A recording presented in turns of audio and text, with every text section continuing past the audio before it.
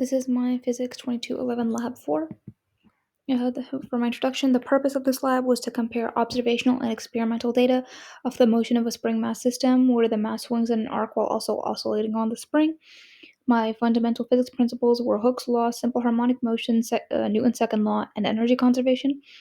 My results were that the experiment showed that the spring mass system oscillates with a period that closely matches the prediction, and although the model assumes ideal motion with constant amplitude, the observed motion showed small deviations, likely due to real-world energy losses. My coordinate system was positive x, positive y, and positive z.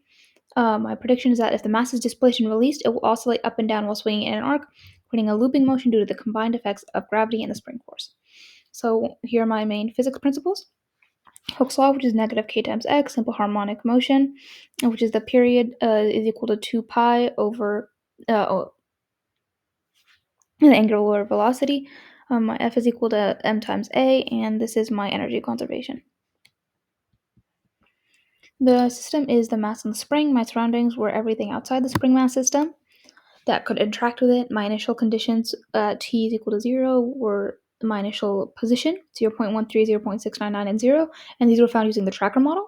My initial velocity was negative 0.126, 0.032, and 0, and this was calculated using the initial data in the tracker model. And my initial acceleration was negative 1.12 and 2.44, which was also calculated using the tracker model data. My main assumptions were that the acceleration is approximately constant over the small time interval. The position data points are accurate and free of major measurement error. Air resistance and friction are negligible, and motion occurs only in the 2D plane. This is my tracker video. And this is my ClosScript code. I made adjustments to for the kinetic energy, the potential, the gravitational potential, the spring potential, and the overall energy. And it's the same here. I defined L hat, and the change. And yeah, and this was my code.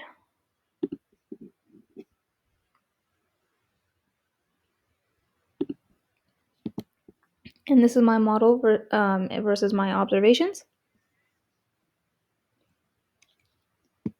So the main similarities were that both show an oscillating mass that moves in both x and y directions. Both show sinusoidal left-right swinging. Peaks occur at regular time intervals. Both show vertical oscillation. The time between peaks is nearly the same.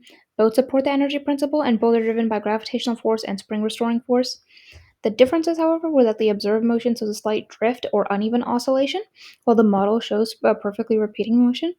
The experimental X motion amplitude decreases over time, while the model keeps a constant amplitude.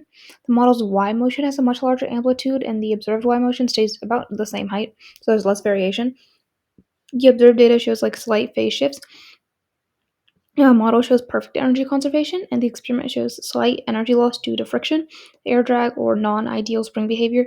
And the real world includes additional forces like air resistance, friction at the clamp, and imperfect spring, etc., which accounts for the differences. So my source of error could have been a tracking or measurement error, air resistance and friction, or non-ideal spring behavior because the spring may not have followed Hooke's law perfectly. And so for what does it mean? Is the energy principle satisfied? Yes, the energy principle is satisfied. In the model, the total mechanical energy stays about the same over the time, and while the individual energies change as the mass moves, the plot of total energy remains nearly flat. And any small fluctuations are likely due to sources of error. So for the two estimates for the period of the x and the y, they're very close. The small difference is expected because the system is not a simple 1D spring. The mass oscillates and swings simultaneously, and the x and y peaks don't occur at exactly the same time, but they both give nearly the same period, confirming that the oscillation frequency is consistent even though the motion is two-dimensional. That's it. Thank you.